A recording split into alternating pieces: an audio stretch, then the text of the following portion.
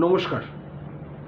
সন্দীপ ব্যানার্জি বাবু আমার একটি চ্যানেলে কোশ্চেন করেছেন যে তার বাবার নামে টেনেন্সি ছিল, বাবা মারা যাওয়ার পর মা রেন্ট কন্ট্রোলে ভাড়া দিচ্ছেন এবং মা মারা যাওয়ার পর তারা ভাড়া দিচ্ছেন রেন্ট কন্ট্রোলে এবং দীর্ঘদিন ধরে দিয়ে আসছেন। সেক্ষেত্রে 2G অ্যাপ্লাই করবে কি না। আপনাদের একটা পরিষ্কার করে বলে দিই, রেন্ট কন্ট্রোলে ভাড়া জমা দিলে সেটা আপনাদের ডিফেন্স হতে পারে, কিন্তু সেটা আইনের ঊর্ধ্বে নয়।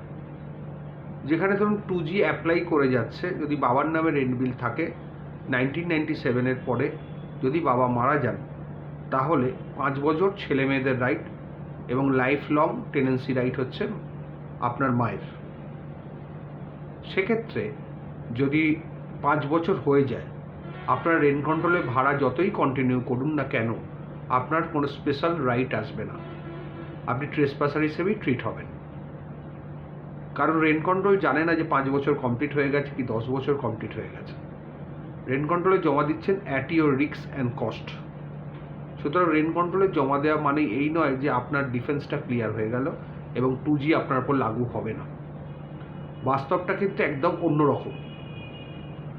রেন্ট কন্ট্রোলে জমা দিলে সেটা ল্যান্ডলর্ডের ওপর কোনো লায়াবিলিটি আসে না, সেটা আপনি আপনার বোনাফাইডনেসটা দেখাতে পারেন, কিন্তু সেটা ল্যান্ডলর্ডকে বাইন্ডিং করে না।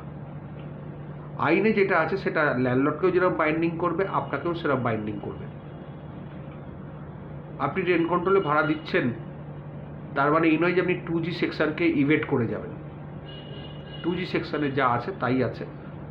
তবে একটা জিনিস যেটা বলা যায় যে যদি আপনাদের উপর মামলা করতে হয় তাহলে ওকে 2G এতেই মামলাটা করতে হবে। আর যদি মায়ের ওপর মামলা করতে হয় তাহলে ওনাকে প্রেমিসিস টেনেন্সি অ্যাক্টের সেকশন 6-এর সহায়তা নিয়ে মামলাটা করতে হবে। কারণ মায়ের টেনেন্সি রাইট আছে, বোনাফাইড রাইট, কিন্তু ল্যান্ডলর্ড মামলা করতেই পারে। 2G ছাড়া যে কোনো গ্রাউন্ডে মায়ের ওপর মামলা করতে পারে, আর আপনাদের ওপর করতে গেলে 2Gর ওপরই করতে হবে।